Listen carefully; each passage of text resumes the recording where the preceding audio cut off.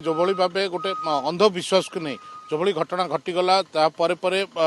जदि कहबा ताहले पूरा खारीपल्ली गाँव को बर्तमान पुलिस फोर्स जगी रही आम रही से गाँव बर्तमान ताजा चित्र आम देखा चाहबू जे गाँव में किभली भाव परिस्थिति रही कारण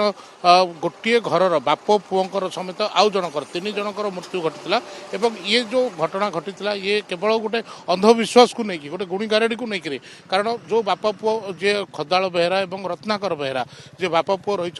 किसी वर्ष पूर्वे ए गाँव रु कुआडे बासंद करा खबर रही परवर्ती समय से गाँव को आसी रही दुई गोष्ठी भितर किसी तिक्तता दीर्घ वर्ष धरी लगी रही से तिक्ततार परिणति गतकाली देखा मिलता ये हूँ से घटनास्थल मु देखा चाहिए जोठी बापा को एवं पुओ को हत्या करा ये हूँ से घर प्रशांत को कह देखेबे ये हूँ से घर जो घर जो बापा खदाल बेहरा और पुओ रत्नाकर बेहरा रोते से घर दांडरे ही 2 जन को हत्या करा जोटी रक्त छिट एवं चप्पल भी पड़ी जदि कहबा ताले आउ जने जे मृत्युवरण कर रमेश बेहरा घर गाँ मझी दांडरे एभली घटना ब्रह्मपुर नहीं गंजाम जिले में बारंबार एभली घटना घटुची जे बासंद करा जाउची जहां नहीं ये कुपरिणति घटना घटी जदि आम कहबा ताले विभिन्न समय आम गणमाध्यम देखु जे बासंद प्रथा बर्तमान पर्यंत गंजाम जिलार विभिन्न अंचल लगी रही जार एभली एक घटना घटी जहाँ सूचना रही गतकाली राति पुलिस पाखापाखि 10 जन को उठे नहीं गाँव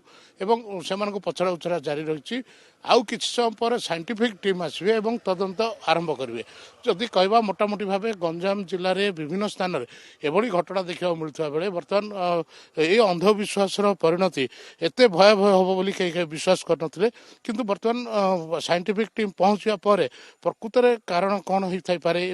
कौ मैंने सीधा साल भाव संपृक्त रही सब विषय पुलिस बर्तमान तदंत करेंगे देखो गंजाम पुलिस बर्तमान पर्यंत ए नहीं कौन भी सूचना न देता बेले आम जहाँ खबर नहींचु जे गाँव में जो रत्नाकर बेहरा और खदाल बेहरा जो बाप पुओं को जो परिवार को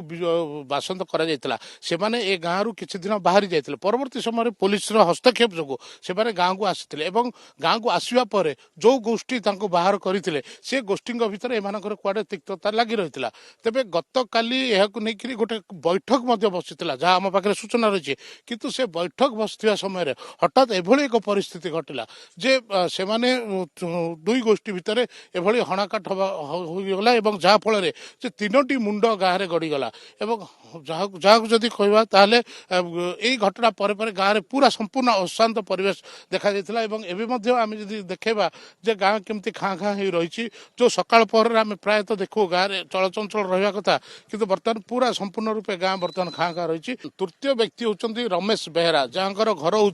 गाँ मुंडर मझीरे एवं ये जो घर रही ये हूँ बाप पुओंकर घर जे कि खदाल बेहरा और रत्नाकर बेहरा घर एवं तृतीय व्यक्ति हूँ तो जो 2 गोष्ठी रही से गोटे गोष्ठी रही खदाल बेहरा और रत्नाकर बेहरा अन्य गोष्ठी रही रमेश बेहरा जे कि ये जो गोष्ठी भितर जो भली भाव गंडगोल है कहुचे रत्नाकर बेहरा जे कि खदाल बेहरा पुओ सी कुआडे गोटे मारणास्त्र धरी आक्रमण आरंभ करते जहाँ फल कि रत्नाकर रमेश बेहरा मृत्यु घटी किंतु परवर्ती समय गाँव को एकठी हुई बाप पुओं उपर आक्रमण करते जहाँ फल रत्नाकर बेहरा खदाल बेहरा मृत्यु घटी ते बर्तमान आहरी 4 जन पाखापाखि असुस्थ आहत होती आहत मान चिकित्सा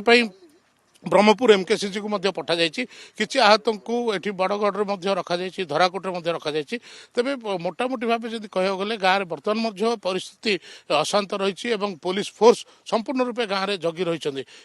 साइंटिफिक टीम आसवा पर जो 10 जन को अटक रखाई से भितर पुलिस क्या गिरफ करुच्ची कि कौन से निहाती भाव सबू कथा आउ कि पुलिस वरिष्ठ पुलिस अधिकारी मैंने पहुंचला पर स्पष्ट हो।